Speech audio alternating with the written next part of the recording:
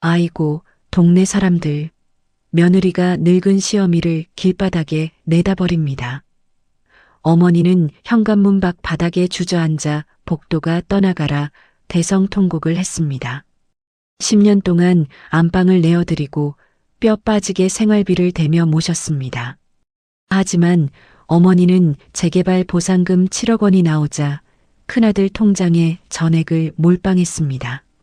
지독한 배신감 속에서 저는 짐승처럼 울부짖으며 결심했습니다. 내 피 같은 돈과 인생을 짓밟은 당신들, 철저하게 지옥을 맛보게 해주겠다고. 오늘의 사연 시작합니다. 사연이 시작하기 전 좋아요와 구독을 눌러주세요.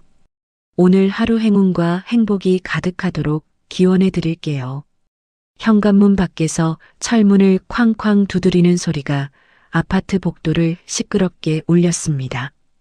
어머니가 숨 넘어갈 듯 오열하며 소리를 질렀습니다. 아이고, 아이고, 내가 미쳤지, 내가 미쳤어. 호랑이 새끼를 거뒀지. 야, 이 독한 년아, 당장 문 안 열어? 내가 이 집에서 어떻게 나갔는데 나를 길바닥에 버려. 당장 문 열어라. 저는 거실 소파에서 일어나 천천히 현관으로 걸어갔습니다. 그리고 차가운 표정으로 도어록 배터리 덮개를 열고 배터리를 하나 빼버렸습니다. 어머니가 바깥에서 발을 구르며 악을 썼습니다. 아이고, 동네 사람들. 우리 며느리년이 늙은 시어미를 길바닥에 내쫓았습니다. 야, 이년아. 내가 하늘이 무섭지도 않냐? 늙은 어미 내쫓고 내년이 무사할 줄 알아? 천벌을 받을 거다. 벼락을 맞으려나. 어서 문 열어. 저는 닫힌 문을 향해 조용하지만 단호하게 대답했습니다.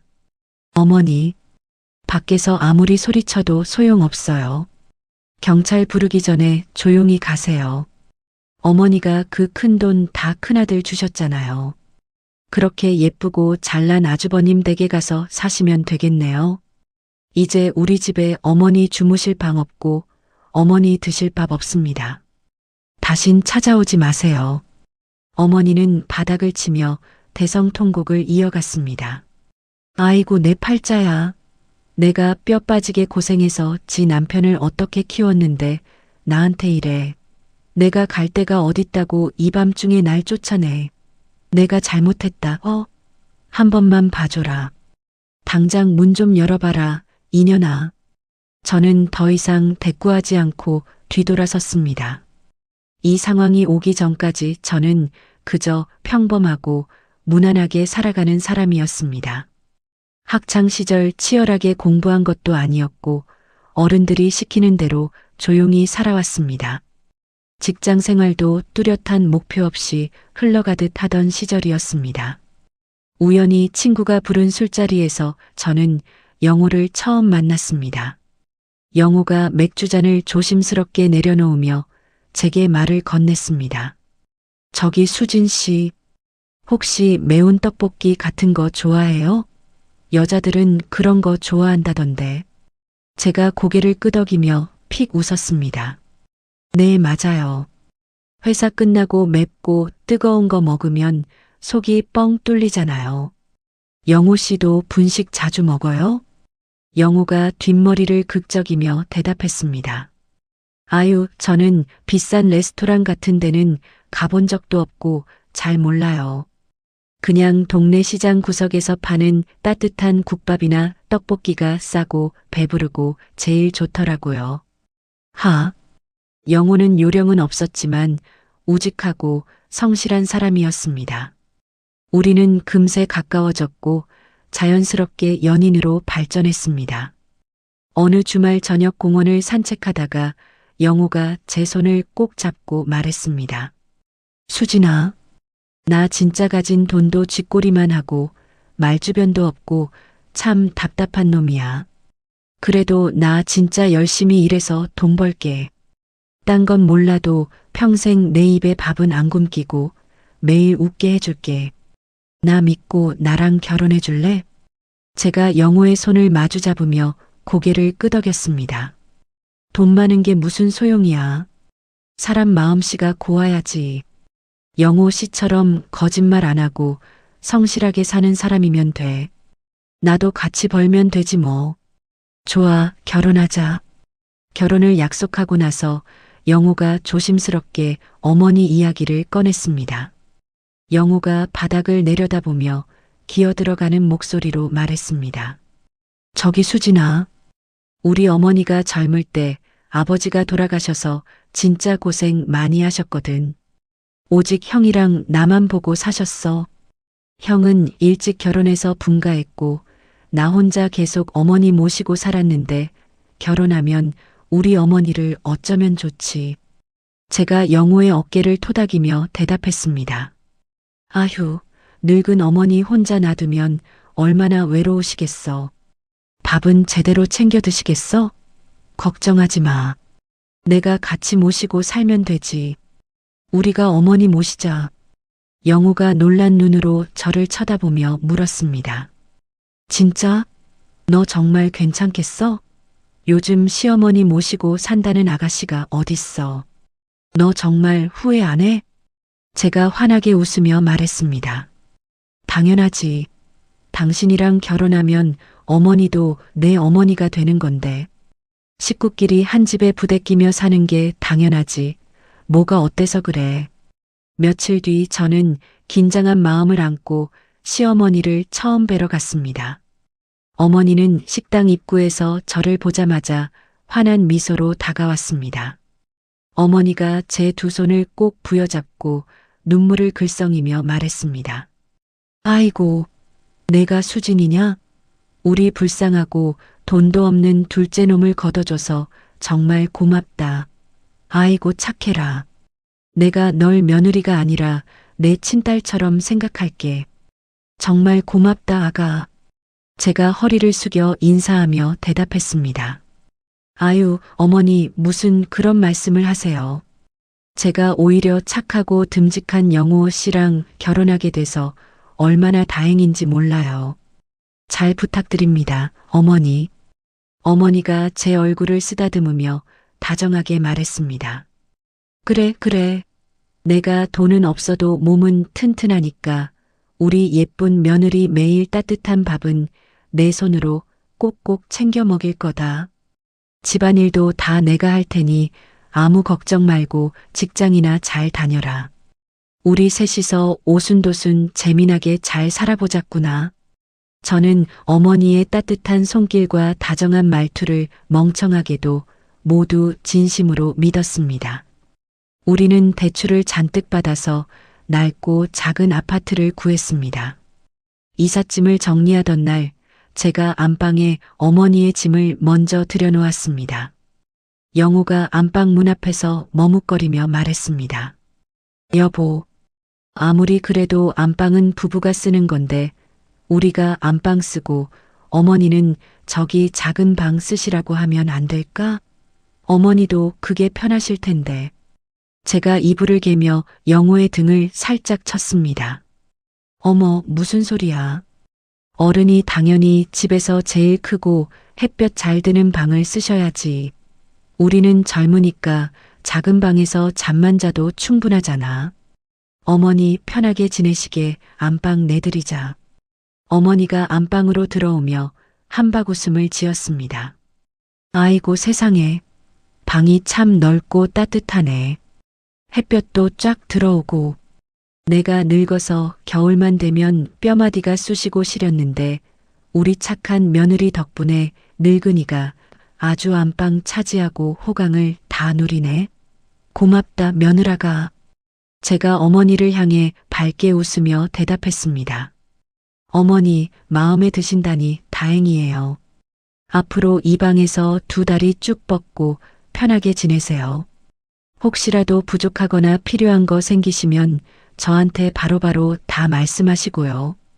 어머니가 제 손을 다시 한번 꼭 잡으며 고개를 끄덕였습니다.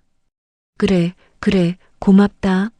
내가 죽을 때까지 우리 아들이랑 며느리 짐 안 되게 밥이나 해주고 집안일이나 하면서 있는 듯 없는 듯 쥐 죽은 듯이 조용히 살게.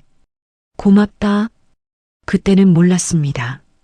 제가 선택한 이 자발적인 희생이 제 인생을 통째로 갉아먹을 거대한 기생충의 서막이라는 것을 말입니다.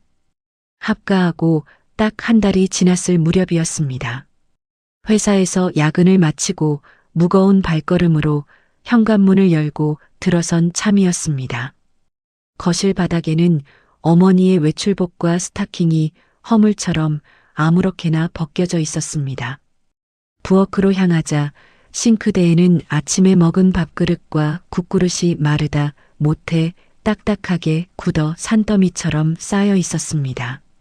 안방 문이 열리더니 어머니가 화려한 꽃무늬 블라우스를 입고 콧노래를 부르며 나왔습니다.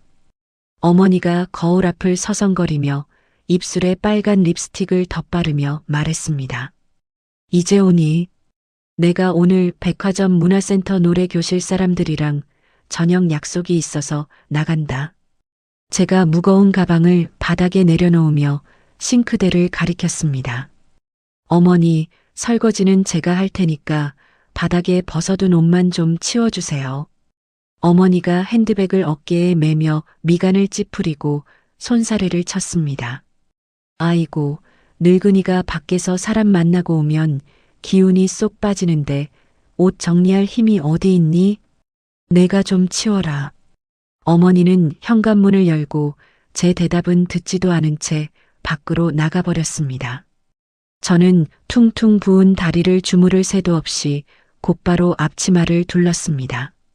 고무장갑을 끼고 딱딱하게 굳어버린 밥풀을 수세미로 벅벅 문지르기 시작했습니다. 냉장고를 열어 시들해진 시금치를 다듬고 찌개를 끓일 준비를 했습니다. 어머니는 집안일은 손가락 하나 까딱하지 않고 매일 밖으로만 겉돌았습니다. 저녁 식탁 위에는 늘 제가 퇴근 후 지친 몸을 이끌고 억지로 차려낸 반찬들만 올라왔습니다. 다음 날 아침 식사 자리에서 어머니가 밥숟가락을 들며 혀를 끌 듯 찼습니다. 반찬이 왜 이렇게 부실하니? 우리 큰애는 고기 반찬 아니면 밥을 안 먹는데 밥이나 제대로 챙겨 먹는지 모르겠다. 제가 애써 미소를 지으며 고등어살을 정성껏 발라 어머니 밥 위에 올려드렸습니다. 아주버님도 형님이 잘 챙겨주시겠죠. 어머니도 식사 많이 하세요. 어머니가 고등어를 젓가락으로 밀어내며 짜증 섞인 목소리로 말했습니다. 큰애가 요새 형편이 넉넉하지 않아서 내가 맘고생이 많다. 너희는 둘 다 벌어오니 돈 걱정이 없어서 참 편하겠다. 매달 10일은 제 월급날이었습니다. 어머니가 아침부터 제 방문을 벌컥 열고 들어와 뻔뻔하게 손을 내밀었습니다. 월급 들어왔지. 생활비 150만 원 입금해라. 제가 출근 준비를 하다 말고 지갑에서 카드를 만지작거리며 조심스럽게 말했습니다. 어머니, 이번 달은 자동차 보험료 나갈 게 있어서 100만 원만 드리면 안 될까요? 어머니가 눈을 부릅뜨며 제 손에서 카드를 확 낚아챘습니다. 무슨 소리니? 내 방값으로 150만 원 내는 게 당연하지. 내가 큰애한테 갈 돈 줄여서 너희랑 살아주는 거다. 저는 너무 기가 막혀서 말문이 막힌 채 멍하니 어머니의 얼굴을 쳐다보았습니다. 제 월급 통장에서 나가는 돈은 생활비가 아니라 안방을 내어드린 집세 취급을 받았습니다. 명절이 다가오면 어머니의 노골적인 편애는 상상을 초월할 정도로 심해졌습니다. 추석 전날 밤 어머니가 거실 바닥에 앉아 화려한 백화점 종이 가방을 열어보고 있었습니다. 가방 안에는 최고급 한우 세트와 값비싼 홍삼 진액이 가득 들어 있었습니다. 제가 장바구니를 들고 들어오며 그 내용물을 보고 눈이 휘둥그레져서 물었습니다. 어머니, 이 비싼 고기랑 홍삼은 다 누가 사온 거예요? 어머니가 자랑스러운 표정으로 가방을 쓰다듬으며 뻔뻔하게 대답했습니다. 누가 사? 내 카드로 결제했다. 우리 큰애 차례 지내고 오면 트렁크에 실어 보내려고 샀지. 제가 들고 있던 장바구니를 바닥에 툭 떨어뜨리며 억울한 마음에 목소리를 높였습니다. 제 카드로요. 저한테 한마디 묻지도 않으시고 100만 원이 넘는 걸 그냥 긁으시면 어떡해요. 어머니가 벌떡 일어나 제 어깨를 거칠게 밀치며 소리쳤습니다. 너희는 둘 다 돈 벌잖아. 없는 형편에 시댁 눈치 보는 우리 큰애가 불쌍하지도 않니. 다음 날 아주버님 내외가 빈손으로 와서 인사를 마치고 돌아갈 채비를 했습니다. 어머니는 제 카드로 결제한 고기와 홍삼을 아주버님 차 트렁크에 정성스럽게 실어주었습니다. 아주버님이 운전석 창문을 내리며 가벼운 미소를 지었습니다. 어머니, 고기 잘 먹을게요. 재수 씨도 명절 잘 보내요. 어머니가 아주버님의 손을 애틋하게 쓰다듬으며 눈물을 훔쳤습니다. 그래, 조심히 가라. 밥 거르지 말고 든든하게 챙겨 먹어라. 정작 매달 생활비를 대고 밥을 차리는 저에게는 시장에서 산 5,000원짜리 구멍난 양말 2켤레를 던져주셨습니다. 어머니가 양말을 식탁에 툭 던지며 귀찮다는 듯이 말했습니다. 너는 발에 땀이 많으니까 시장에서 파는 통풍 잘 되는 양말이나 신어라. 그날 밤 저는 캄캄한 안방 침대에 누워 멍하니 천장만 바라보았습니다. 영호가 욕실에서 씻고 나와 수건으로 젖은 머리를 털며 침대에 조심스럽게 걸터 앉았습니다. 제가 몸을 벌떡 일으켜 영호의 소매를 두 손으로 꽉 잡고 원망 섞인 목소리로 말했습니다.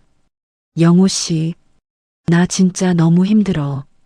어머니가 내 카드로 100만 원 넘는 한우를 사서 아주버님 다 줬어. 영호가 수건을 바닥에 툭 내려놓고 제 시선을 슬그머니 피했습니다. 어머니가 형한테 미안해서 그러시는 거야. 형이 요새 사업도 잘 안 풀리고 빚도 많아서 힘들잖아. 제가 영호의 팔을 거칠게 흔들며 억눌러왔던 감정을 터뜨렸습니다. 그럼 우리는 갚아야 할 대출 이자에 허덕이는데 왜 나한테만 무조건 다 참으라고 해? 영호가 양손으로 마른 세수를 하며 땅이 꺼지라 한숨을 깊게 내쉬었습니다. 내가 투잡을 뛰든 더 열심히 일해서 돈 많이 벌게. 조금만 참아주라. 내가 다 미안해. 영호는 늘 이런 식의 갈등 상황을 회피하려고만 했습니다. 어머니의 말도 안 되는 요구를 단호하게 막아주지도 않았고 제 편에 서서 보호해주지도 않았습니다. 저는 체념한 듯 다시 침대에 누워 이불을 머리끝까지 뒤집었었습니다. 답답한 이불 속에서 소리 없이 뜨거운 눈물이 볼을 타고 베개로 흘러내렸습니다. 나를 지켜주지 못하는 나약한 남편과 며느리를 돈줄로만 보는 시어머니 사이에서 제 마음은 이미 시커멓게 타들어가고 있었습니다. 저는 점점 이 집에서 한 가족으로 존중받는 것이 아니라 매달 돈을 뱉어내는 기계이자 밥 차리는 파출부로 전락해 감을 뼈저리게 느꼈습니다. 거실에서 어머니가 텔레비전을 크게 틀어놓고 드라마를 보며 호탕하게 웃는 소리가 방문 틈을 넘어 들어왔습니다. 그 무신경한 웃음소리가 제 가슴을 뾰족한 칼날처럼 잔인하게 후벼 팠습니다. 숨막히는 일상이 쳇바퀴처럼 굴러가던 어느 날 저녁이었습니다. 부엌에서 찌개를 끓이며 된장을 풀고 있을 때 거실에서 어머니의 날카로운 목소리가 들렸습니다. 어머니가 소파에 기대앉아 돋보기를 코끝에 걸치고 우편물을 뜯어보고 있었습니다. 갑자기 어머니가 들고 있던 종이를 바닥에 떨어뜨리며 비명을 질렀습니다. 아이고 세상에, 이걸 어쩌면 좋니? 하늘이 나를 도우시는구나. 저는 너무 놀라서 국자를 쥔 채 거실로 허겁지겁 뛰어나왔습니다. 제가 어머니의 어깨를 붙잡고 다급한 목소리로 물었습니다. 어머니, 무슨 일이세요? 어디 편찮으신 거예요? 가슴이 답답하세요? 어머니가 바닥에 떨어진 종이를 주워 제 얼굴 앞으로 들이밀며 호탕하게 웃었습니다. 수진아, 이거 봐라. 시골에 버려둔 내 낡은 땅이 재개발 구역으로 들어갔단다. 제가 국자를 식탁 위에 급하게 내려놓고 종이를 찬찬히 읽어 내려갔습니다. 보상금 예상 금액란에 적힌 수많은 동그라미를 보고 제 두 눈이 휘둥그레졌습니다. 제가 떨리는 손으로 종이를 가리키며 소리내어 읽었습니다. 7억 원이요? 어머니, 정말 7억 원이라는 돈이 나오는 거예요? 어머니가 소파에서 벌떡 일어나 덩실덩실 어깨춤을 추며 소리쳤습니다. 그래, 평생 썩어 문드러질 줄 알았던 그 돌밭이 7억 원짜리 황금알이 되어서 돌아왔다. 때마침 퇴근하고 현관문을 열고 들어오던 영호가 넥타이를 풀며 안으로 들어왔습니다. 영호가 어리둥절한 표정으로 짐을 바닥에 내려놓으며 물었습니다. 무슨 좋은 일 있어? 복도 끝에서부터 어머니 웃음소리가 다 들리네. 어머니가 달려가 영호의 양팔을 꽉 붙잡고 흔들며 눈물을 글썽였습니다. 영호야, 우리 이제 돈방석에 앉았다. 시골 땅 보상금으로 7억 원이 나온단다. 영호가 입을 떡 벌리며 믿을 수 없다는 표정으로 저를 번갈아 쳐다보았습니다. 제가 고개를 세차게 끄덕이며 영호의 두 손을 덥석 마주 잡았습니다. 진짜야, 영호 씨. 구청에서 날아온 공문 서류에 명확하게 적혀 있어. 어머니가 흐뭇한 표정으로 우리 부부를 바라보며 가슴을 팡팡 쳤습니다. 내가 우리 둘째 며느리 그동안 고생한 거 누구보다 잘 안다. 내가 이 돈 받으면 너희 지긋지긋한 대출금부터 싹 다 갚아주마. 그 순간 저는 제 귀를 의심하며 어머니의 주름진 얼굴을 멍하니 쳐다보았습니다. 어머니가 다가와 제 두 손을 따뜻하게 감싸주며 다정한 목소리로 말했습니다. 그동안 까탈스러운 시어미 모시느라 마음고생 많았지. 빚 다 갚고 이제 우리도 다리 쭉 뻗고 남들처럼 호강하며 살자꾸나. 저는 왈칵 쏟아지는 눈물을 참지 못하고 어머니를 와락 끌어안았습니다. 제가 어머니의 품에 얼굴을 묻고 어린아이처럼 흐느끼며 대답했습니다. 감사합니다, 어머니. 정말 감사합니다. 이제 영호 씨 투잡 안 뛰어도 되는 거네요. 어머니가 제 등을 부드럽게 토닥이며 인자하게 웃었습니다. 그래, 그동안 너희 부부 짠하게 사는 거 보면서 내 가슴이 다 미어졌다. 내가 며칠 안으로 은행 가서 서류 다 처리하고 올 테니까 너희는 아무 걱정하지 마라. 저는 그날 밤 지옥 같았던 대출 이자와 생활비 압박에서 드디어 벗어날 수 있다는 희망에 부풀어 밤잠을 설쳤습니다. 어머니를 향한 그간의 원망과 서운함이 눈 녹듯 사라지고 처음으로 우리 가족에게 밝은 미래가 찾아왔다고 굳게 믿었습니다. 그로부터 일주일이 지난 주말 오후였습니다. 어머니는 아침 일찍부터 화려한 원피스를 차려입고 문화센터 친구들에게 한턱 내겠다며 집을 나섰습니다. 영호는 평일에 피로를 푼다며 안방 침대에 누워 세상 모르고 낮잠을 자고 있었습니다. 저는 거실 바닥에 앉아 콧노래를 부르며 밀린 빨래를 예쁘게 개고 있었습니다. 그때 현관 초인종이 요란하고 다급하게 울렸습니다. 제가 인터폰 화면을 확인하자 낯선 중년 여성의 얼굴이 가득 차 있었습니다. 제가 조심스럽게 인터폰 통화 버튼을 누르며 물었습니다. 누구세요? 어디 찾으시나요? 화면 속 여성이 주위를 두리번거리며 다급한 목소리로 대답했습니다. 수진이니? 나 시골 고모다. 급한 일이니까 문 좀 빨리 열어봐라. 저는 오랫동안 명절에도 연락을 끊고 지내던 시골 고모님이 갑자기 찾아온 것에 의아함을 느꼈습니다. 제가 서둘러 현관문을 열자 고모님이 낡은 가죽 가방을 끌어안고 거칠게 숨을 몰아쉬며 들어왔습니다. 제가 실내용 슬리퍼를 내어드리며 허리를 숙여 깎듯이 인사했습니다. 고모님, 오랜만에 뵙습니다. 연락도 없이 서울에는 어쩐 일이세요? 고모님이 신발을 아무렇게나 벗어 던지자마자 제 팔목을 덥석 잡고 거실 구석으로 끌고 들어갔습니다. 어머니는 어디 갔니? 지금 이 집에 너랑 나 둘만 있는 거 확실해? 제가 고모님의 이상한 행동에 당황하며 안방 쪽을 턱으로 가리켰습니다. 어머니는 아침 일찍 외출하셨고 영호 씨는 안방에서 자고 있어요. 밖이 더운데 시원한 매실차라도 한 잔 내올까요? 고모님이 강하게 손사래를 치며 소파에 털썩 주저앉았습니다. 차 마실 시간 없다. 이리 와서 내 옆에 바짝 앉아봐라. 내가 지금 속이 시커멓게 타들어가서 시골에서 첫 차 타고 뛰어 올라왔다. 제가 개켜둔 수건 뭉치를 옆으로 밀어내고 고모님 곁에 조심스럽게 무릎을 모으고 앉았습니다. 고모님이 제 허벅지를 찰싹 때리며 목소리를 한껏 낮추어 물었습니다. 너 혹시 어머니 시골 땅 보상금 크게 나온 거 알고 있니? 제가 환하게 웃으며 고개를 세차게 끄덕였습니다. 네, 저번 주에 구청 공문 보고 알았어요. 어머니가 우리 부부 대출금부터 갚아주신다고 하셔서 얼마나 든든하고 기쁜지 몰라요. 고모님이 기가 막힌다는 표정으로 자신의 가슴을 주먹으로 치며 한숨을 푹 내쉬었습니다. 아이고, 이 등신아.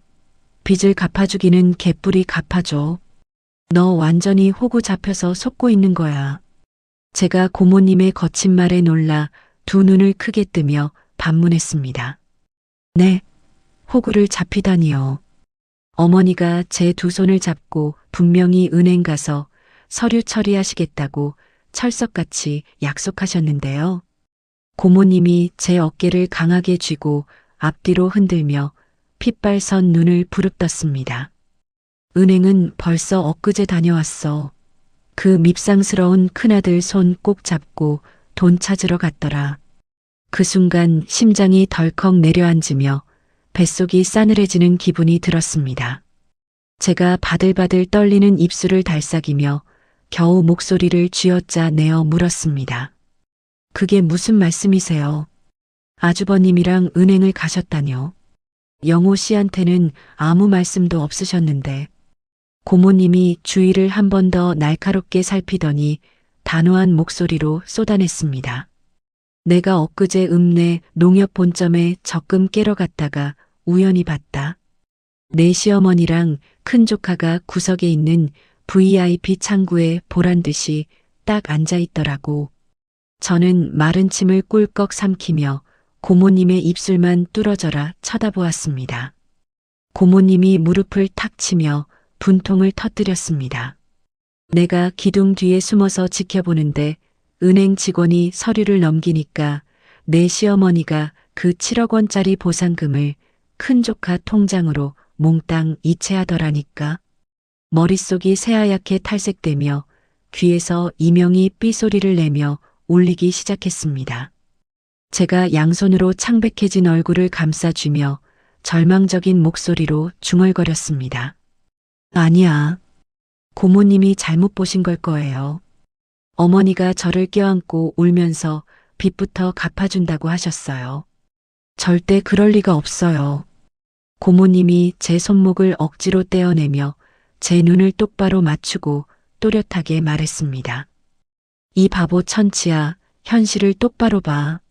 큰 조카 통장으로 돈 넘어가자마자 두 모자가 창구 앞에서 얼싸안고 춤을 추더라. 큰 조카가 입이 찢어져라 웃으면서 어머니 평생 모시겠다고 아부를 떨었어. 고모님의 생생한 묘사에 그날 밤 저를 안아주던 어머니의 인자한 미소가 겹쳐졌습니다. 어머니가 그 큰 돈을 전부 아주버님한테 넘겼다고요.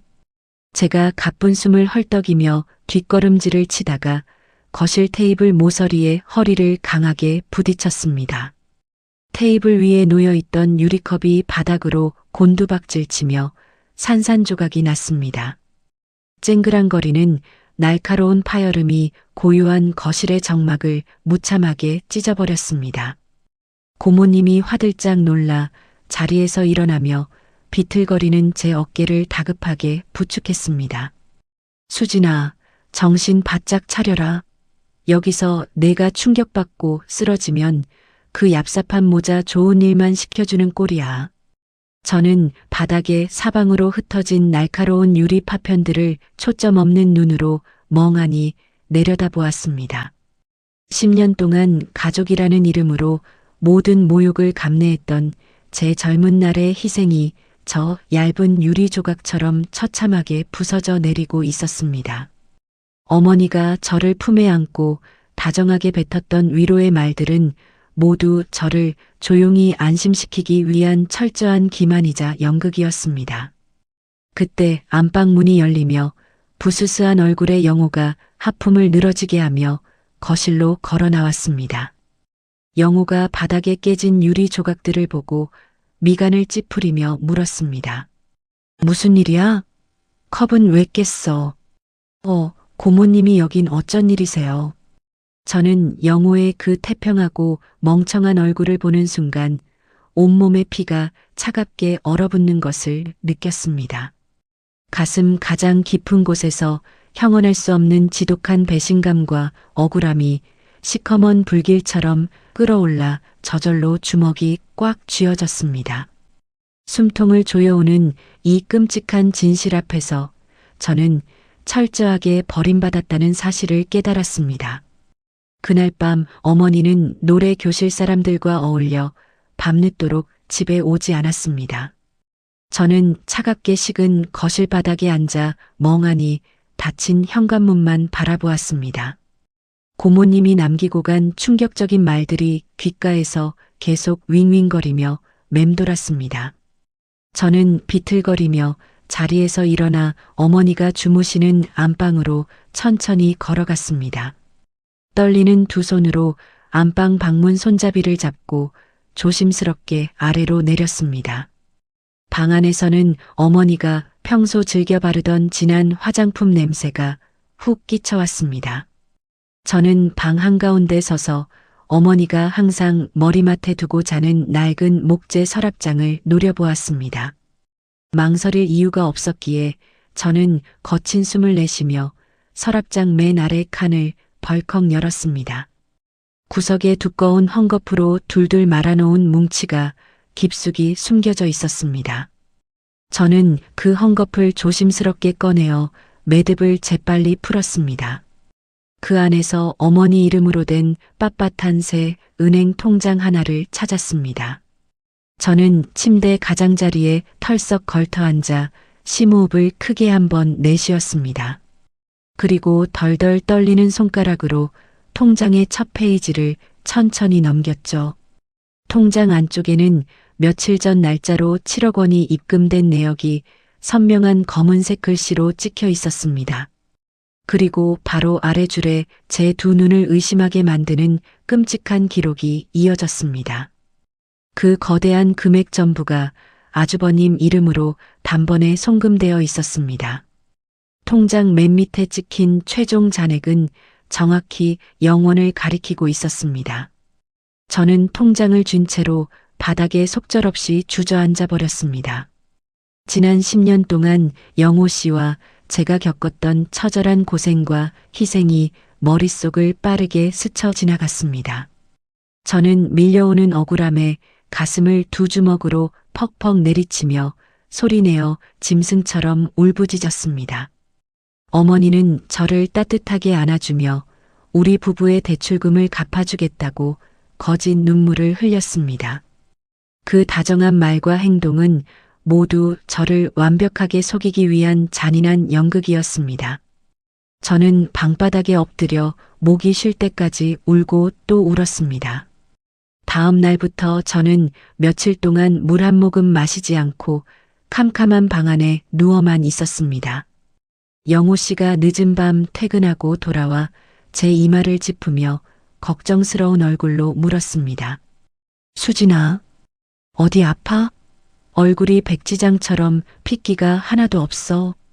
저는 영호 씨의 손을 차갑게 쳐내고 묵묵히 벽 쪽으로 돌아 누웠습니다. 진실을 모른 채 태평한 소리를 하는 영호 씨에게 상황을 설명할 기력조차 남아있지 않았습니다. 영호 씨는 대답 없는 저를 답답해하며 한숨을 푹 쉬고 거실로 나가버렸죠. 저는 깊고 어두운 절망감에 빠져 손가락 하나 꼼짝하지 않았습니다. 제 청춘을 바친 10년의 세월이 한순간에 부정당했다는 사실이 저를 끝없는 우울 속으로 밀어 넣었습니다. 이대로 숨을 멈추고 모든 것을 포기해버리고 싶다는 극단적인 생각마저 머리를 지배했습니다.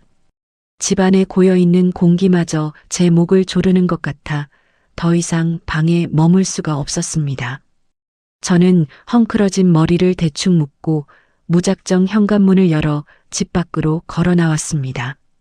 목적지도 없이 동네 근처에 있는 큰 공원을 터덜터덜 유령처럼 걸었습니다.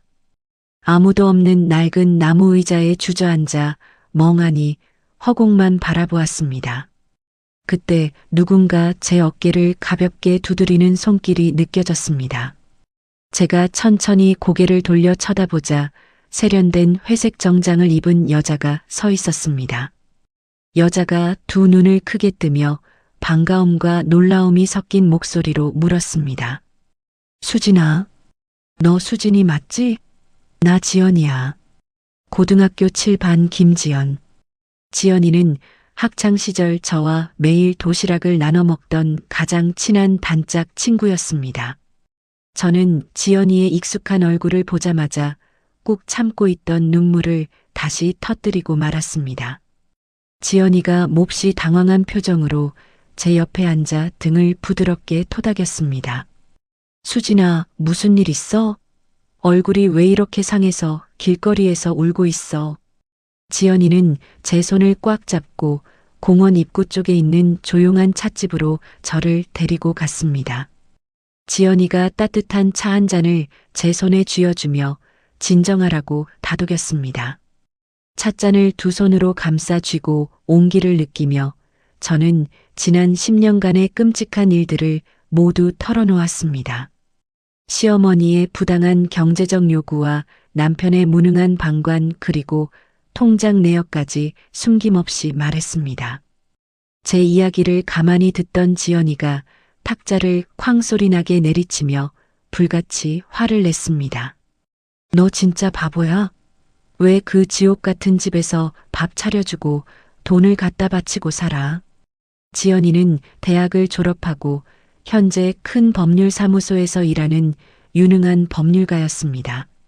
지연이가 가방에서 업무용 수첩을 꺼내 무언가를 빠르게 적으며 단호하게 말했죠. 수진아, 넌 법적으로 건강한 시어머니를 부양할 아무런 책임이 없어. 게다가 7억 원이라는 막대한 재산을 큰아들에게 다 넘겼잖아. 법적으로 이건 완벽한 기만이야. 제가 옷소매로 눈물을 훔치며 기운 없는 목소리로 대답했습니다. 그래도 영호 씨 친어머니인데 내가 어떻게 하루아침에 매몰차게 내쫓아. 지연이가 제 어깨를 양손으로 꽉 쥐고 눈을 똑바로 맞추며 말했습니다. 정신 똑바로 차려. 그 사람들은 널 가족으로 생각하지 않고 그저 지갑으로 이용한 거야. 당장 시어머니한테 들어가는 돈 다 끊어버려. 제가 놀라서 입을 살짝 벌린 채 지연이를 멍하니 쳐다보았습니다. 지연이가 수첩에서 종이 한 장을 푹 찢어 제 앞으로 들이밀었습니다. 내 명의로 된 신용카드 당장 전화해서 정지시켜. 그리고 오늘 밤에 당장 시어머니 짐 싸서 현관 밖으로 내던져. 돈 다 챙겨간 얄미운 큰아들 집에 가서 당당하게 살라고 소리쳐. 제가 종이를 두 손으로 받아들고 입술을 꽉 깨물며 망설였습니다. 영호 씨가 가만히 있지 않을 텐데. 부부싸움이 크게 나고 난리가 날 거야. 지연이가 찻잔을 소리나게 내려놓으며 매섭고 날카롭게 쏘아붙였습니다. 남편이 화를 내며 시어머니 편을 들면 당장 이혼 신고서 얼굴에 내밀어. 넌 직장도 있고 빚도 없으니 혼자서도 충분히 떵떵거리며 잘 살 수 있어. 왜 내 소중한 인생을 시궁창에 처박고 살아? 지연이의 거침없고 단호한 말이 제 머리를 커다란 망치로 세게 내리치는 것 같았습니다. 저는 지연이가 준 종이를 주먹 쥐듯 꼭 쥐고 자리에서 천천히 일어났습니다. 가슴속에서 억눌려 있던 뜨거운 분노가 차가운 이성과 결단력으로 바뀌는 것을 뚜렷하게 느꼈죠.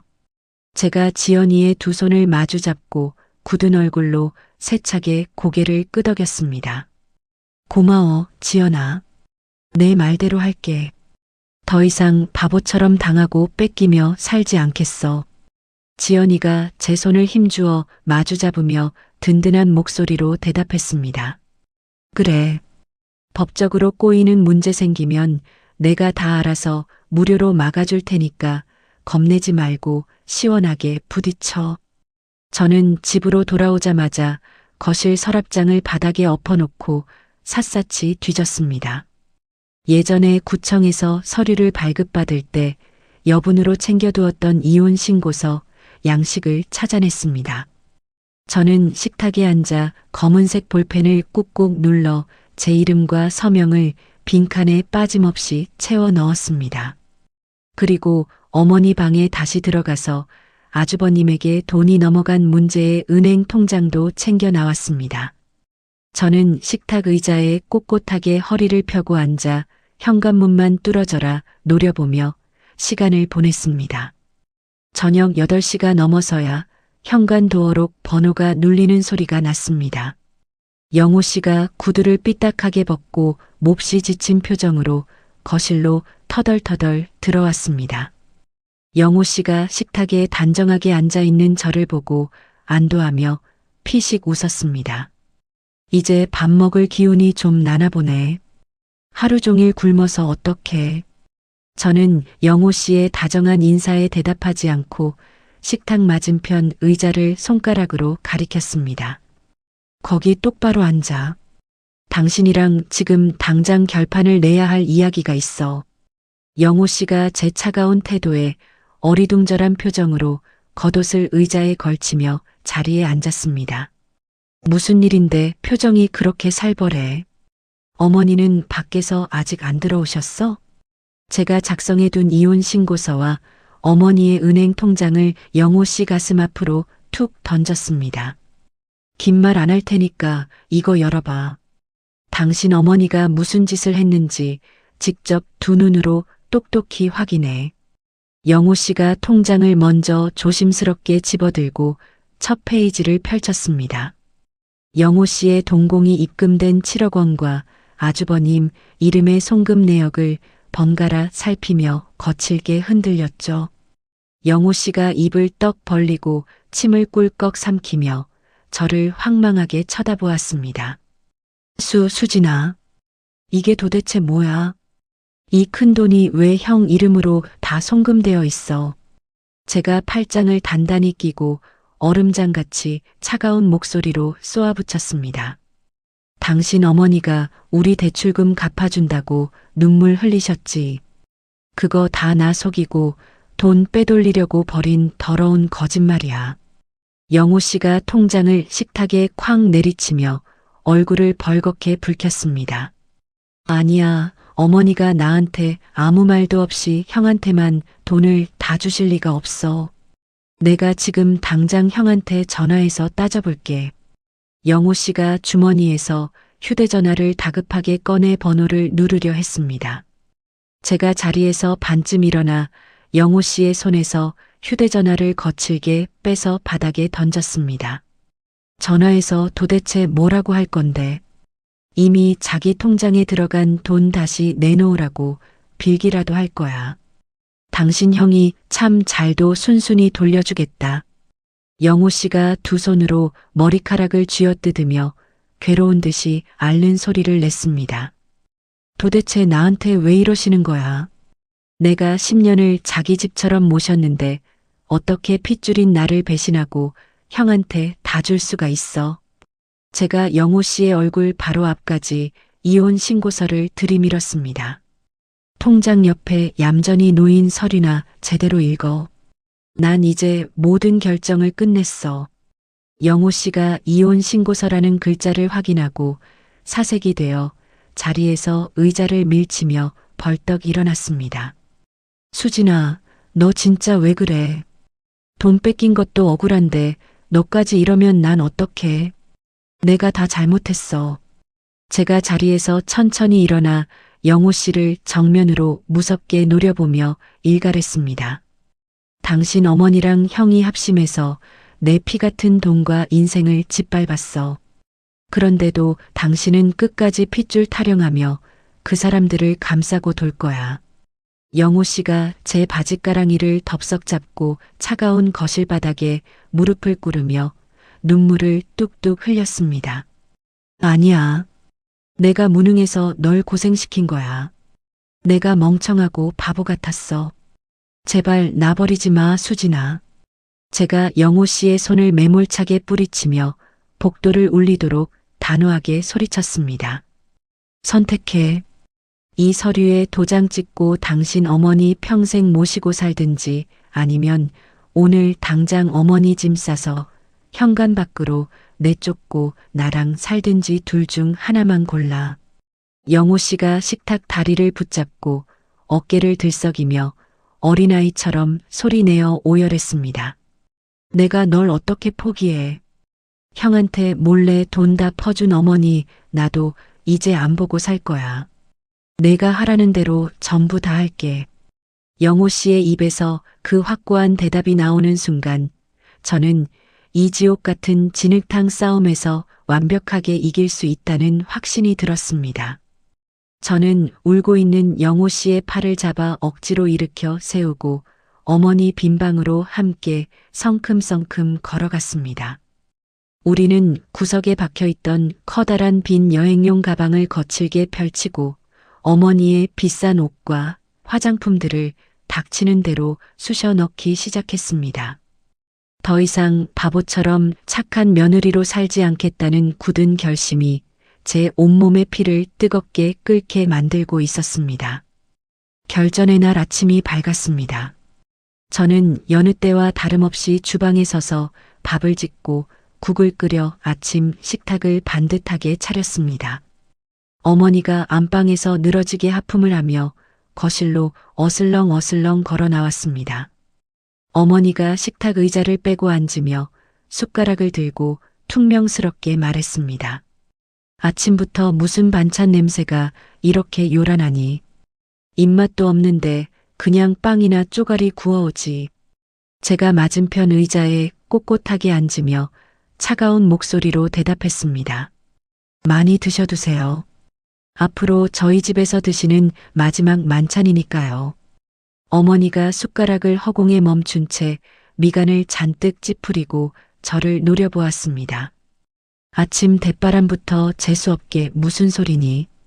내가 요새 돈 좀 번다고 시어미 앞에서 유세라도 떠는 거냐? 제가 식탁 위로 휴대전화를 툭 던지며 입꼬리를 비틀어 올리며 말했습니다. 제가 드렸던 신용카드 전부 정지시켰어요. 오늘부터 생활비는 10원 한 장 안 나갑니다. 어머니가 들고 있던 숟가락을 식탁에 쾅 내리치며 얼굴을 불그락푸르락 물들였습니다. 뭐라고? 미쳤니? 시어미 돈줄을 내 맘대로 끊어? 당장 카드 정지 풀지 못해. 제가 어머니의 고함에 눈도 깜짝하지 않고 어제 준비해둔 은행 이체 내역서를 어머니 앞으로 휙 밀어 던졌습니다. 그 7억 원 몽땅 챙겨간 예쁜 큰아들한테 가서 당당하게 돈 달라고 하세요. 이제 제 통장 빨아먹는 짓거리는 끝났습니다. 어머니가 이체 내역서에 적힌 송금 기록을 보고 사색이 되어 입술을 바들바들 떨었습니다. 어머니가 눈동자를 불안하게 굴리며 말까지 더듬으며 변명하려 애썼습니다. 이건 내가 오해를 한 거다. 큰애가 급하게 사업 자금이 필요하다고 해서 내가 잠깐 빌려준 거야. 제가 코웃음을 치며 의자에서 벌떡 일어나 소리쳤습니다. 거짓말 집어치우세요. 아주버님이랑 은행 창구에서 돈 빼돌리고 얼싸안고 춤추신 거 고모님이 다 보셨어요. 어머니가 손바닥으로 식탁을 거칠게 내리치며 적반하장으로 악을 썼습니다. 내 돈 내가 큰아들 주겠다는데 내가 무슨 상관이야.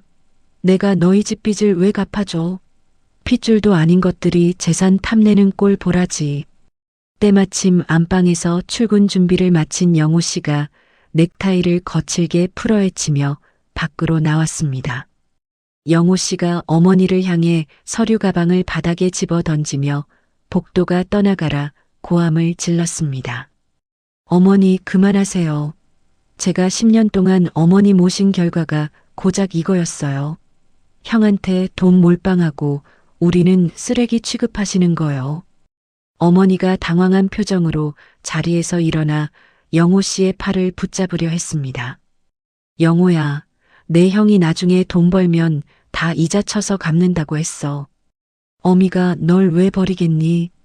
영호 씨가 어머니의 손을 매몰차게 뿌리치며 핏발선 눈으로 소리쳤습니다.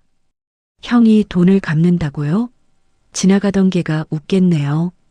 이제 어머니 우리한테 연락하지 마세요. 형이랑 남은 평생 잘 사시라고요. 제가 미리 안방 구석에 싸둔 커다란 여행용 캐리어 2개를 거실 한가운데로 거칠게 끌고 나왔습니다. 캐리어 바퀴가 바닥을 긁는 둔탁한 소리가 팽팽한 긴장감이 도는 거실을 채웠습니다.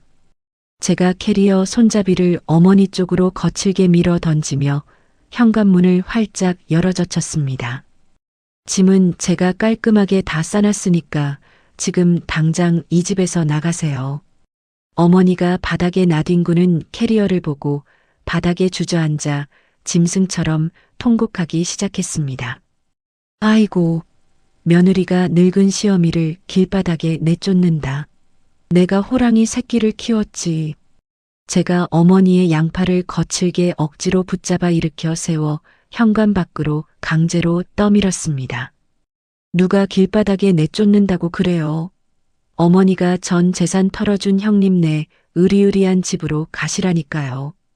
어머니가 문틀을 양손으로 꽉 붙잡고 악착같이 버티며 영호 씨를 향해 구원의 눈길을 보냈습니다. 영호야, 내가 어떻게 나한테 이럴 수가 있어.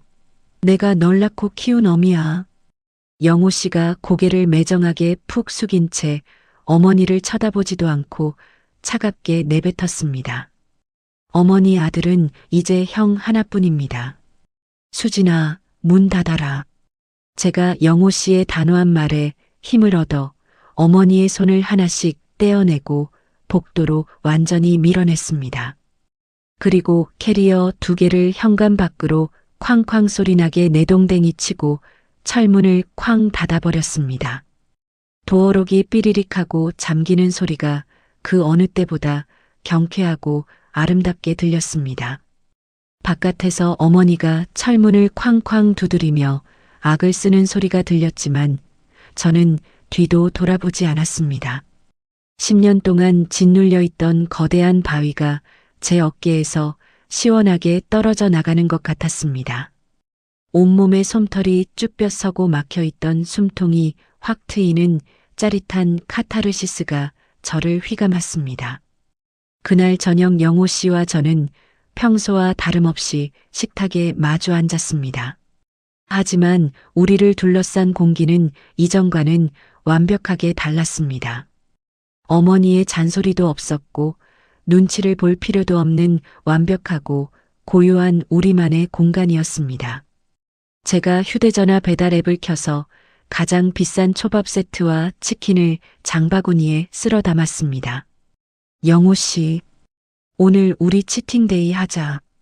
먹고 싶은 거 다 골라. 영호 씨가 앞치마를 두르고 콧노래를 부르며 맥주잔 2개를 꺼내 냉장고에 시원하게 넣어두었습니다. 초밥 좋지. 내가 오늘 설거지는 다 할 테니까 자기는 앉아서 편하게 먹어. 잠시 후 배달 온 음식을 식탁 가득 차려놓고 우리는 얼음장같이 차가운 맥주잔을 3개 부딪혔습니다. 청량한 맥주가 목구멍을 타고 넘어가자 그간의 서름과 스트레스가 씻은 듯이 사라지는 기분이었습니다. 영호 씨가 초밥 하나를 정성스럽게 집어 제 입 앞에 다정하게 내밀었습니다. 수진아, 그동안 멍청한 남편 만나서 고생 많았어. 진짜 미안하고 고마워. 제가 초밥을 꿀꺽 삼키고 영호 씨의 손등을 토닥이며 환하게 웃었습니다. 지나간 일은 잊어버려. 이제 진짜 우리 둘만 잘 살면 돼. 거실 창문 너머로 화려한 서울 야경이 반짝이고 있었고 텔레비전에서는 예능 프로그램의 웃음소리가 기분 좋게 흘러나왔습니다. 남편 눈치도 시어머니 잔소리도 없는 이 평범하고 소소한 일상이 저에게는 눈물 나도록 행복했습니다. 저는 냉장고에 붙어 있는 대출이자 영수증을 떼어내어 쓰레기통에 시원하게 버렸습니다. 이제 어머니에게 빼앗기던 생활비로 대출 원금을 갚아나갈 수 있다는 생각에 마음이 깃털처럼 가벼워졌죠. 영호 씨와 저는 밤이 깊도록 소파에 기대어 앉아 앞으로의 미래 계획을 신나게 세웠습니다. 진짜 내 집 평화로운 일상, 온전한 내 가족이라는 단어가 제 마음을 따뜻하게 가득 채웠습니다. 우리는 처음으로 서로의 체온을 온전히 느끼며 편안하고 깊은 단잠에 빠져들었습니다. 행복하고 평화롭던 우리만의 시간은 고작 6개월을 넘기지 못하고 잔인하게 깨져버렸습니다. 가을비가 추적추적 내리던 서늘한 퇴근길이었습니다. 엘리베이터에서 내려 우리 집 현관문 쪽으로 걸어가는데 복도 구석에서 이상한 소리가 들렸습니다. 마치 짐승이 앓는 듯한 신음소리와 함께 퀴퀴하고 불쾌한 냄새가 코를 찔렀습니다. 제가 현관문 센서 등을 켜자 구석에 웅크리고 있던 시커먼 형체가 서서히 모습을 드러냈습니다. 다해진 검은색 점퍼를 입고 커다란 보따리를 끌어안고 있는 사람은 다름 아닌 시어머니였습니다. 불과 반년 만에 본 어머니의 모습은 과거 백화점을 누비던 화려함은 온데간데 없이 초췌하고 바싹 마른 노파로 변해 있었습니다. 어머니가 저를 발견하고는 자리에서 비틀거리며 일어나 제 바짓가랑이를 덥석 잡았습니다. 수진아, 수진아, 어미가 갈 데가 없어서 왔다. 문 좀 열어다오. 제가 기겁을 하며 뒤로 한 발짝 물러서서 어머니의 손을 매정하게 뿌리쳤습니다. 어머니가 여길 왜 오세요? 7억 원 다 챙겨간 아주버님 댁으로 가셔야지 여기서 뭐 하시는 거예요? 어머니가 복도 바닥에 털썩 주저앉아 가슴을 퍽퍽 치며 구슬프게 통곡하기 시작했습니다. 그 짐승만도 못한 놈이 내 돈을 다 말아먹었어. 코인인가 주식인가 하다가 빚더미에 앉아서 야반도주를 해버렸다. 제가 어이가 없어서 코웃음을 치며 팔짱을 단단히 꼈습니다. 형님네가 도망갔든 말든 저랑 무슨 상관이에요. 그때 분명히 어머니 입으로 우리 부부랑 인연 끊겠다고 하셨잖아요. 어머니가 바닥을 두 손으로 기어 제 운동화 코를 붙잡고 애원했습니다. 그래도 핏줄인데 어쩌겠니? 내가 늙고 병들어서 길바닥에서 객사하게 생겼는데 내가 며느리로서 날 거둬야지. 제가 어머니의 뻔뻔한 말에 분노가 치밀어 올라 언성을 한껏 높였습니다. 며느리요? 어머니가 언제 저를 며느리 취급이나 하셨어요. 돈줄 끊어지니까 이제 와서 핏줄 타령이세요. 제가 도어록 비밀번호를 누르고 문을 열려 하자 어머니가 몸을 날려 현관문 틈으로 발을 들이밀었습니다. 안 돼. 나 여기서 한 발짝도 못 나간다. 오늘 내가 여기서 얼어 죽는 꼴 보고 싶으면 마음대로 해. 어머니가 현관 바닥에 아예 드러누워 대자로 뻗어버렸습니다. 제가 어머니의 팔을 붙잡고 밖으로 끌어내려 했지만 어머니는 사생결단으로 버텼습니다. 그 소란에 옆집과 앞집 문이 열리며 이웃 사람들이 하나둘씩 고개를 내밀고 쳐다보기 시작했습니다. 이웃집 아주머니가 쯧쯧 혀를 차며 수군거리는 소리가 들렸습니다. 어머, 저 집 며느리가 시어머니를 복도에 내쫓고 저렇게 매몰차게 구네. 세상 말세야. 어머니는 이웃들의 시선을 눈치채고는 작정을 한 듯 목소리를 높여 과장되게 곡을 하기 시작했습니다. 동네 사람들, 이것 좀 보세요. 며느리가 늙은 시어미를 길바닥에 내다버리고 저 혼자 따뜻한 방에서 살겠다고 저럽니다. 제가 너무 억울하고 당황스러워 이웃들을 향해 손사래를 치며 해명하려 했습니다. 아니에요. 저분이 먼저 우리 부부 배신하고 큰아들한테 재산 다 주고 가신 분이에요. 하지만 어머니의 명령기에 속아 넘어간 사람들은 제 말은 믿어주지 않는 눈치였습니다. 급기야 어머니는 주머니에서 낡은 폴더폰을 꺼내 다급하게 번호를 꾹꾹 눌렀습니다. 아이고, 경찰 아저씨. 여기 좀 빨리 와주세요. 폐륜 며느리가 노인을 길바닥에서 때려 죽이려고 합니다. 저는 어머니의 적반하장 태도에 기가 막혀서 헛웃음만 터져 나왔습니다. 어머니는 저를 천하의 불효부이자 노인 학대범으로 몰아 동네방네 망신을 주려 하고 있었습니다. 제가 현관문 손잡이를 꽉 잡고 어머니를 매섭게 노려보며 낮게 으르렁거렸습니다. 경찰 부른 거 후회하게 해드릴게요. 제가 오늘 끝장을 내드릴 테니까 어디 한번 마음대로 해보세요. 어머니가 저를 흘겨보며 가소롭다는 듯이 코웃음을 쳤습니다. 끝장? 내가 경찰 앞에서 시어미 내쫓는 게 정당하다고 어떻게 증명할 건데? 부양의무 위반으로 너 감방 가는 꼴 내가 똑똑히 볼 거다. 저는 현관문을 반쯤 열어둔 채 집 안으로 쏜살같이 뛰어들어갔습니다. 안방 서랍장을 열고 제가 만일의 사태를 대비해 철저하게 준비해 두었던 서류 봉투를 꺼냈습니다. 심장이 쿵쾅거렸지만 제 손끝은 그 어느 때보다 차분하고 단단했습니다. 잠시 후 멀리서 경찰차 사이렌 소리가 들리더니 제복을 입은 경찰관 2명이 다급하게 계단을 뛰어 올라왔습니다. 경찰관들이 복도에 널브러져 있는 어머니와 팔짱을 끼고 서 있는 저를 번갈아 보며 상황을 파악하려 애썼습니다. 젊은 경찰관이 무전기를 허리에 차며 엄격한 목소리로 물었습니다. 누가 신고하셨습니까? 여기서 노인을 폭행한다는 신고를 받고 출동했습니다. 어머니가 경찰관 바짓가랑이를 부여잡고 서럽게 오열하며 거짓 눈물을 쥐어짰습니다. 경찰 양반, 내가 신고했어요. 저 독한 며느리년이 내 짐을 다 싸서 복도로 내팽개치고 문을 안 열어줍니다. 나이 지긋한 경찰관이 저를 향해 미간을 찌푸리며 훈계하듯 말했습니다. 아주머니, 아무리 가정 불화가 있어도 연로하신 어머니를 이렇게 복도에 방치하는 건 법적으로 문제가 될 수 있습니다. 부양의무라는 게 있어요. 주변에 몰려든 이웃들도 경찰관의 말에 동조하며 저를 향해 손가락질을 해대기 시작했습니다. 저는 순식간에 동네의 구경거리이자 천륜을 저버린 페르나로 낙인 찍힐 절대적인 위기에 직면했습니다.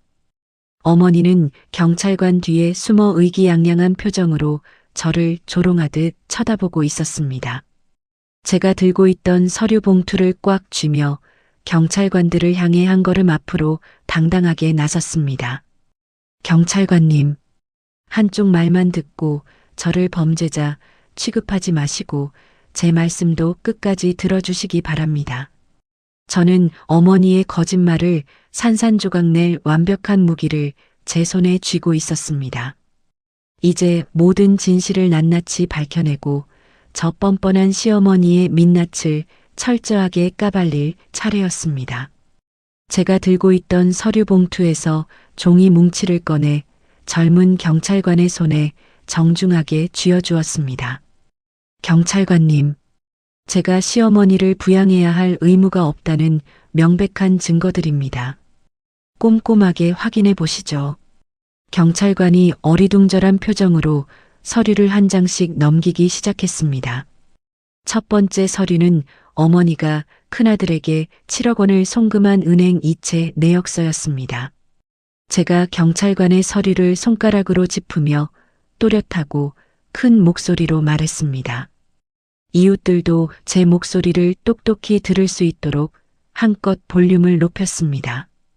불과 6개월 전에 저 시어머니가 본인 명의 재개발 보상금 7억 원 전액을 큰아들에게 증여했습니다. 저기 송금 내역 보이시죠? 경찰관이 고개를 끄덕이며 다음 장으로 넘겼습니다. 두 번째 서류는 제가 지난 10년간 어머니를 모시며 제 통장에서 빠져나간 생활비와 카드 결제 명세서였습니다. 저는 지난 10년 동안 제 월급으로 시어머니를 부양했습니다. 하지만 어머니는 그 큰돈이 생기자 저를 감쪽같이 속이고 큰아들에게만 재산을 물려주셨습니다.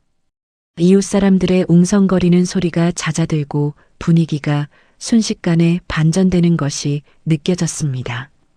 어머니가 바닥에서 벌떡 일어나 제 말을 막으려 소리쳤습니다. 그건 그거고 지금 내가 땡전 한 푼 없는데 내가 날 먹여 살려야지. 제가 헛웃음을 치며 마지막 서류인 형님과 나눈 카카오톡 메시지 캡처본을 경찰관에게 내밀었습니다. 경찰관님, 저 메시지 내용 읽어보시죠. 어젯밤 큰 며느리인 형님이 저에게 보낸 내용입니다. 경찰관이 메시지를 소리내어 천천히 읽기 시작했습니다. 동서, 우린 파산해서 야반도주하니까 어머니는 동서가 책임져. 7억은 우리가 다 썼으니까 빈털터리 어머니 몫은 동서 차지야. 경찰관이 기가 막힌다는 듯 한숨을 푹 내쉬며 어머니를 매섭게 노려보았습니다. 할머니, 전 재산 큰아들한테 다 주시고 빚더미 앉으니까 이제 와서 둘째 며느리한테 부양하라고 억지 부리시는 겁니까? 어머니가 얼굴이 새하얗게 질려 변명거리를 찾지 못하고 입술만 달달 떨었습니다. 상황을 지켜보던 이웃들이 이제는 어머니를 향해 비난의 화살을 쏘아대기 시작했습니다. 어머 세상에, 7억이나 큰아들 주고 며느리한테 빈대 붙으려고 경찰까지 불러? 저런 시어머니 밑에서 10년이나 산 며느리가 보살이네, 보살. 때마침 엘리베이터 문이 열리고 퇴근한 영호 씨가 헐레벌떡 뛰어왔습니다. 영호 씨가 복도에 몰려있는 사람들과 경찰관을 보고 당황하며 제 앞으로 다가왔습니다.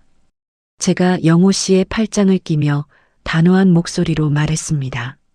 당신 어머니가 경찰 부르셨어. 나보고 자기를 길바닥에 버린 페르나라면서 감방에 쳐넣으시겠대. 영호 씨가 어머니를 쳐다보며 마지막 남은 이성의 끈마저 툭 끊어지는 소리가 들렸습니다. 영호 씨가 어머니를 향해 주먹을 꽉 쥐고 복도가 떠나가라 분노를 터뜨렸습니다. 어머니, 형한테 7억 다 퍼주고 망하니까 이제 우리 집까지 망치려고 오셨어요. 당장 여기서 나가세요.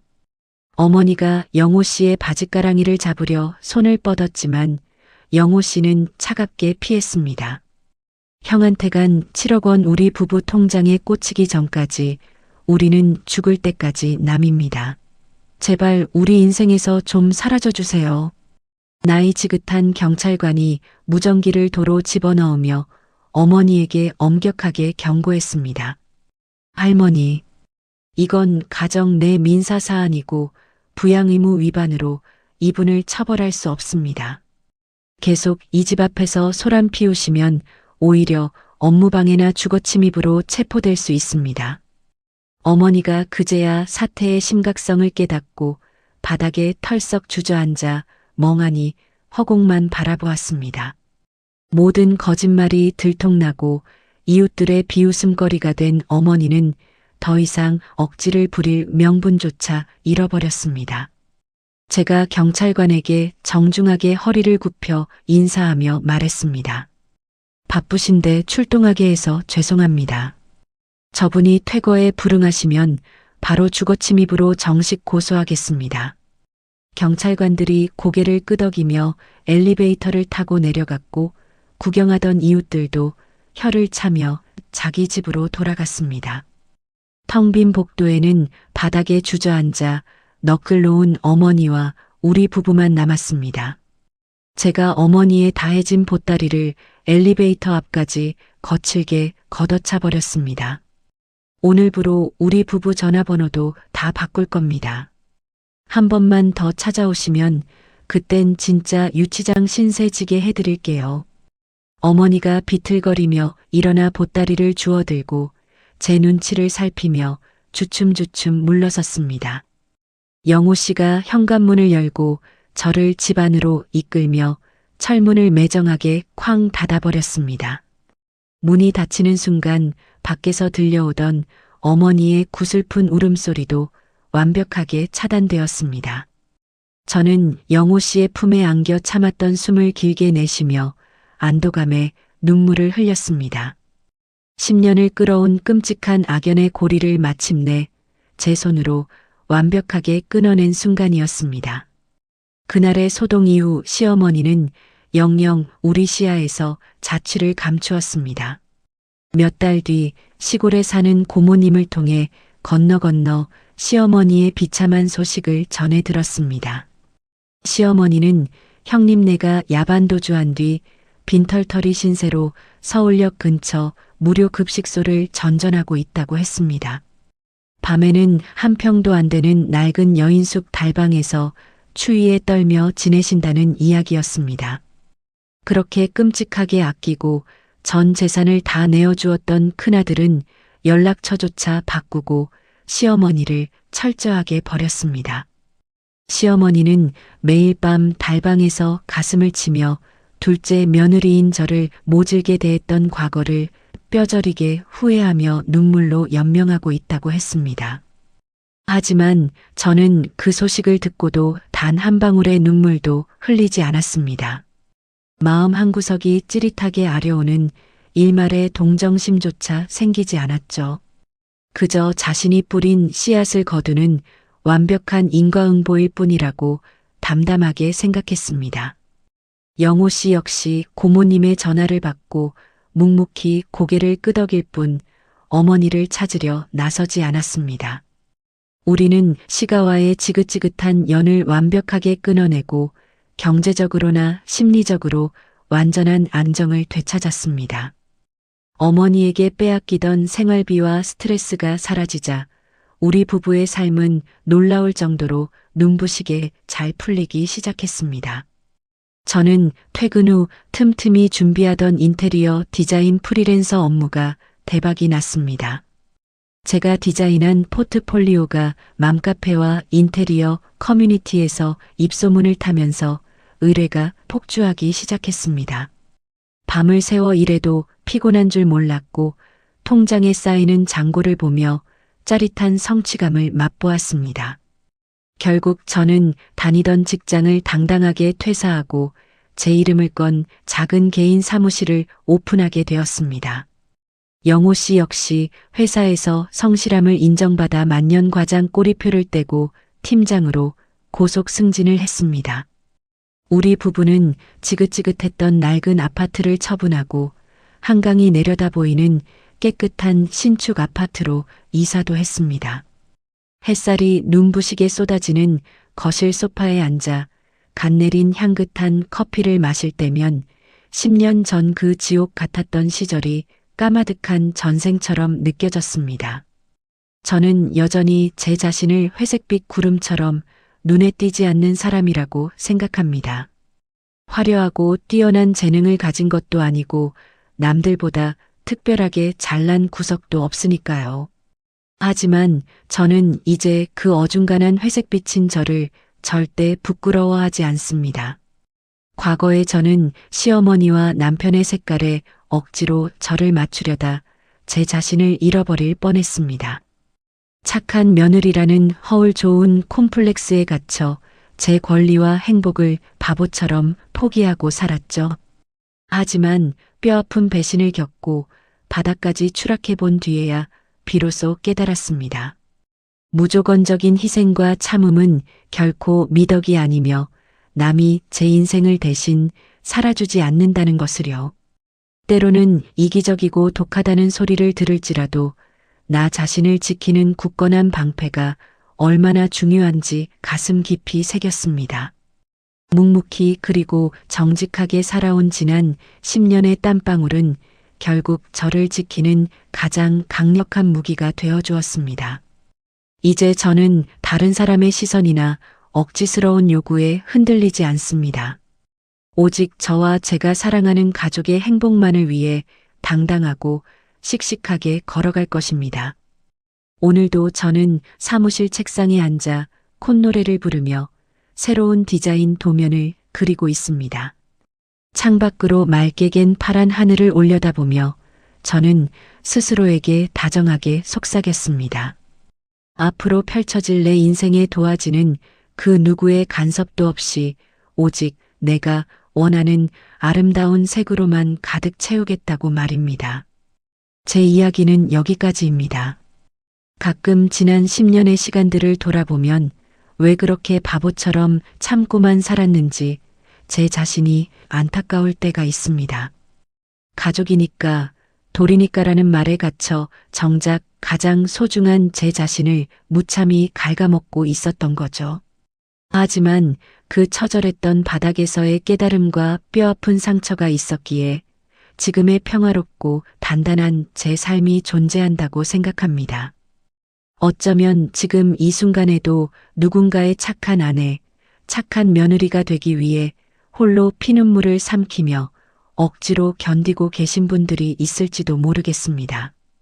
그분들께 감히 말씀드리고 싶습니다.